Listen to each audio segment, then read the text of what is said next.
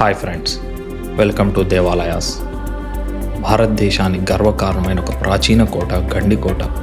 ఇది ఆంధ్రప్రదేశ్ రాష్ట్రం కడప జిల్లాలోని జమ్మలమడుగు మండలానికి సుమారు 15 కిలోమీటర్ల దూరంలో ఉన్న చారిత్రక స్థలం.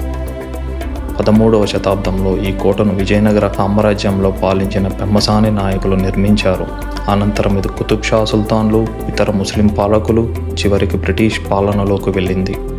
పెన్నా నది ఒడ్డున నిర్మించబడిన ఈ కోట చరిత్ర, ప్రకృతి మరియు ఆధ్యాత్మికతకు ప్రతీకగా నిలుస్తుంది. అందుకే దీనిని చాలామంది ఇండియాస్ గ్రాండ్ క్యానియన్ అని పిలుస్తారు. గండి అంటే లోయ, కోట అంటే ఫోర్ట్.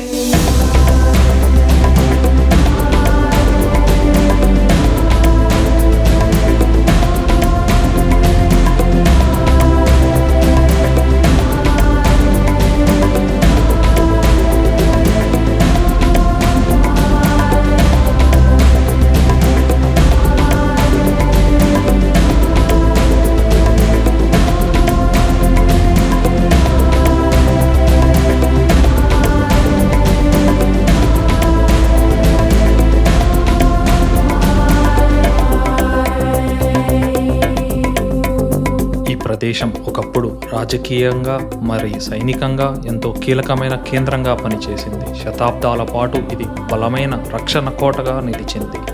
గండికోటలో హిందూ మరియు ముస్లిం ఆర్కిటెక్చర్స్ కలగలిపిన అద్భుతమైన నిర్మాణాలు ఉన్నాయి.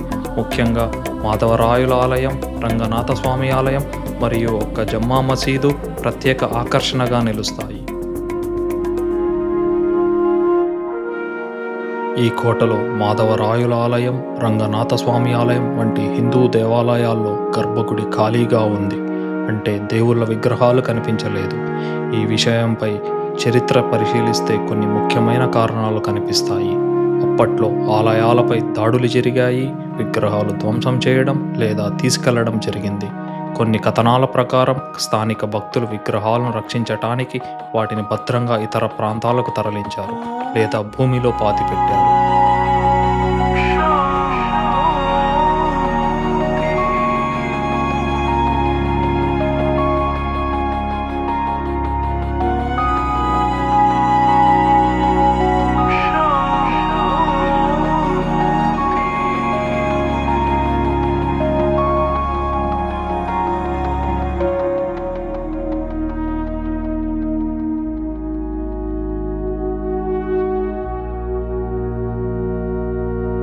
ఒకప్పుడు ఈ కోటలో 10,000 మంది పైగా ప్రజలు నివసించేవారు. ప్రస్తుతం అక్కడ వారి జీవన శైలి గుర్తు చేసే ఆలయ శిథిలాలు, బావులు మరియు నిశ్శబ్దమైన రాళ్లు మాత్రమే మిగిలి ఉన్నాయి.